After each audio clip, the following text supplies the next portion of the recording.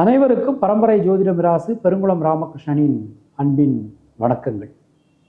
தை மாதத்திற்கான பலாபலன்களை பார்க்கலாம். அதற்கு முன்னாடி தை மாதத்தில் இருக்கக்கூடிய கிரக நிலவரங்களையும் கிரக மாற்றங்களையும் நாம் பார்த்துடலாம். இந்த காலகட்டம் தொடங்கும் போது தை மாதம் 1ஆம் தேதி திங்கட்கிழமை அன்றைய தினம் 15/1/2024 மேஷ ராசியில் குரு பகவான், கன்னியா ராசியில் கேது, விருச்சிக ராசியில் சுக்கிரன், தனுர் ராசியில் செவ்வாய் புதன், மகர ராசியில் சூரியன், கும்பராசியில் சனி, மீன ராசியில் ராகு என கிரகங்களுடைய சஞ்சாரமானது அமைந்திருக்கிறது. இந்த மாதம் 5ஆம் தேதி 19/1/2024 அன்றைய தினம் பின்னிரவு 1:42 சுக்கிர பகவான் தனுர் ராசிக்கு பெயர்ச்சியாகிறார். 14ஆம் தேதி அதிகாலை 6:07 மகர ராசிக்கு புத பகவானுடைய பெயர்ச்சியானது நடக்கிறது. தை மாதம் 21ஆம் தேதி அதாவது 4 பிப்ரவரி 2024 அன்றைய தினம் இரவு 11:18 மகர ராசிக்கு செவ்வாயினுடைய நகர்வு அமைந்திருக்கிறது. மற்ற கிரகங்களுடைய இருப்பில் எந்த விதமான மாற்றங்களும் இல்லை, சந்திரனை தவிர. நாம் கொடுத்திருக்கக்கூடிய கிரகநிலையானது வாக்கிய பஞ்சாங்கத்தினை அடிப்படையாக கொண்டது. உங்கள் ராசிக்கான பலாபலன்களை பார்க்கும்போது விதி மதி கதி என்று பார்த்து கொள்ள வேண்டியது. அதாவது லக்ன ரீதியாக ராசி ரீதியாக உங்களுடைய ஜனனகால ஜாதக கட்டத்தில் சூரியன் எந்த ராசியில் இருக்காரோ அதுதான் கதி. அது ரீதியாக நீங்கள் பார்த்து கொள்ள வேண்டியது. மேலும் உங்களுடைய ஜாதகத்தில் என்னென்ன தசாபுத்தி நடக்கிறது, தசாநாதனுடைய சாரம் என்ன, அவருடைய பார்வை என்ன, ஆதிபத்தியம் என்ன, அதற்கு தகுந்த மாதிரி பலன்களையும் பரிகாரங்களையும் பார்த்து கொள்ள வேண்டியது, செய்து கொள்ள வேண்டியது. இனி உங்கள் ராசிக்கான இந்த மாதத்திற்கான பொதுவான பலாபலன்களை பார்க்கலாம். சிம்மராசி அன்பர்களுக்கு ராசிநாதன் சூரியன் ரண ருண ரோக சத்ருஸ்தானமான 6ஆம் இடத்துல சஞ்சாரம் பண்ணிட்டு 6ஆம் இடம் பலமாயிரும். எப்போதுமே நம்மளுடைய பலன்களை ஃபாலோ பண்ணுறவாளுக்கு சில விஷயங்கள் தெரியும். 3, 6, 8, 12 இந்த ஸ்தானங்கள்லாம் ரொம்ப பலமாயிடுச்சு அப்படின்னா ஒரு பக்கம் நல்ல விஷயங்கள் நடந்தாலும் பல விஷயங்களில் நாம் கவனமாக இருந்துக்கணும். முக்கியமானது உடல் ஆரோக்கியம். சிம்மராசிக்காரர்களுக்கு இன்னைக்கு காய்ச்சல்னு சொல்லி மாத்திரை போடுவாங்க, நாளைக்கு ஜலதோஷம் பிடிக்கும். இப்போ சின்ன சின்ன உடல்நல கோளாறுகள் வரலாம். இப்போ அது வராமல் இருக்கிறதுக்கு என்னென்ன காரியங்கள் உண்டோ அதை நாம் செய்து கொள்ள வேண்டியது. அதில் கொஞ்சம் நாம் கவனமாக இருந்துக்கணும்.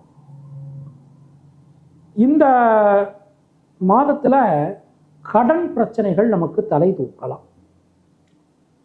ஒன்று, நாம் ஒருத்தருக்கு கடன் கொடுத்துருப்போம், கடன் திரும்பி வராது, நினைச்ச நேரத்துக்கு திரும்பி வராது, லேட்டாக வரும். வராதுன்னு அர்த்தம் இல்லை, லேட்டாக வரும். அப்போ அதில் நமக்கு ஒரு படபடப்பு, ஒரு பயம் உண்டாகலாம். அதை நினச்சி நாம் இன்னொரு இடத்துல வாக்கு கொடுத்துருப்போம். அடுத்தது நாம் கடன் வாங்கியிருப்போம், அந்த கடன் நமக்கு நெருக்குவாங்க. கொஞ்சம் கவனமாக இருந்துக்கணும். வண்டி வாகனங்கள் பயன்படுத்தும் போது ரொம்ப எச்சரிக்கையாக பயன்படுத்தணும். இதே வேளையில் மங்கள காரியங்கள் 9ல் குரு இருக்கார், ராசியை பார்க்குறார், சனி ராசியை பார்க்குறார், இதெல்லாம் ஒரு பலமாக இருக்கு நமக்கு. அப்போது சனி பார்க்கும்போது என்ன நடக்கும் அப்படின்னா செல்ஃப் கன்ஃபியூஷன் ஏற்படலாம். ஒரு விஷயத்தை எடுத்துக்கிட்டோம்னா அந்த விஷயத்தில் முடிவெடுப்பதில் சில தயக்கங்கள் நமக்கு உண்டாகலாம். ஆக்சுவலாக இந்த மாதத்தில் பிரஷ்னம் பார்க்குறோன்னு வச்சுக்கோங்க, ஒரு எக்ஸாம்பிள் சொல்கிறேன். ஒரு பிரஷ்னம் பார்க்குறோம் அப்படின்னா அது அஷ்டமங்கலமாக இருக்கலாம், இல்லை தேவ பிரஷ்னமாக இருக்கலாம், இப்போ கோவிலுக்கே கூட இருக்கலாம், ஏதோ பெருமாள் கூட பார்க்கலாம். பார்க்கும்போது சிம்ம லக்னம் வந்துடுத்துனாலே கண்ணை மூடிட்டு சுவாமியினுடைய சாநித்தியம் கம்மியாக இருக்குதுன்னு சொல்லலாம். ஏன்னா எப்போதுமே ஒரு லக்னத்துக்கு லக்னாதிபதி மறையப்படாது.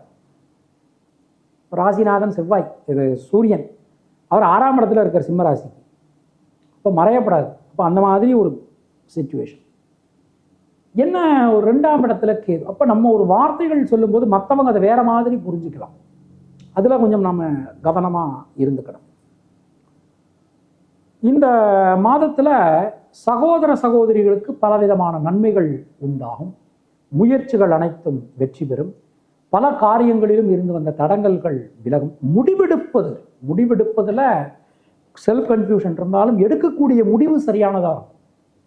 குரு பார்வை ரொம்ப ரொம்ப நல்லா இருக்கு. ஏன்னா தெய்வ அனுகூலம் இருக்குங்க. ஒன்றும் இல்லை, 5-9 குரு இருந்ததுன்னா தெய்வ அனுகூலம் சிறப்புன்னு சொல்லிடலாம். சிறப்பு. எவ்வளவு தடங்கல்கள் வந்தாலும் அந்த தெய்வ அனுகூலம் உங்களை காப்பாற்றும். நல்லா இருக்கும். தொழில் உத்தியோகம் ரொம்ப ரொம்ப சிறப்பாக இருக்கும்.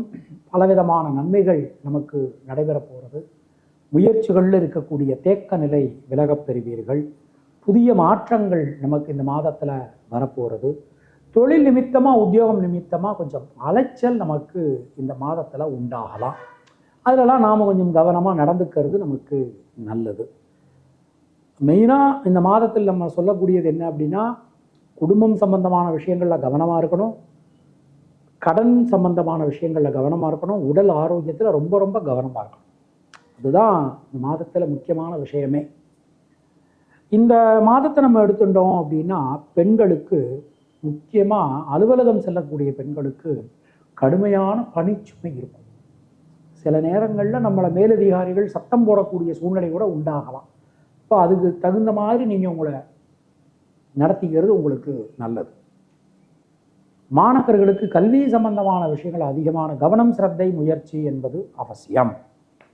மகம் நட்சத்திரத்தில் பிறந்தவர்களுக்கு சுப செலவுகள் உண்டாகும். பூரம் நட்சத்திரத்தில் பிறந்தவர்களுக்கு மனதில் இருக்கக்கூடிய வீண் பயம், கவலை விலகும். உத்திரம் நட்சத்திரத்தில் பிறந்தவர்களுக்கு பொருளாதாரத்தில் நல்ல மேம்பாடு காணப்படும். தினசரி மகாலட்சுமி வழிபாடு செய்து வருவது உங்களுக்கு சிறந்த பரிகாரம். உங்களுடைய அதிர்ஷ்டமான எண்கள் 139, அதிர்ஷ்டமான நிறம் மஞ்சள் மற்றும் சிவப்பு. சந்திராஷ்டம தினங்கள் ஜனவரி 16, 17. அதிர்ஷ்டமான தினங்கள் ஜனவரி 25, 26, 27. வழங்கட்டும் என இறைவனிடம் நான் வேண்டுகிறேன், பிரார்த்திக்கிறேன், ஆசீர்வதிக்கிறேன்.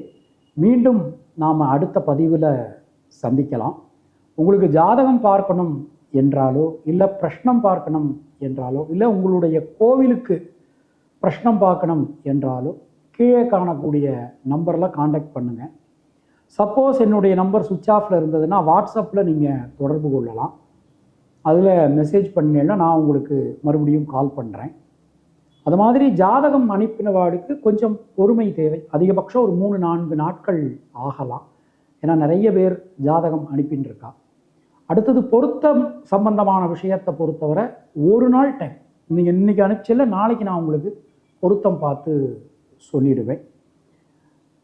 அதுவரை உங்களிடமிருந்து விடைபெறுவது பரம்பரை ஜோதிடர் பெருங்குளம் ராமகிருஷ்ணன். இணைந்திருங்கள் நமது சேனலுடன். நன்றி.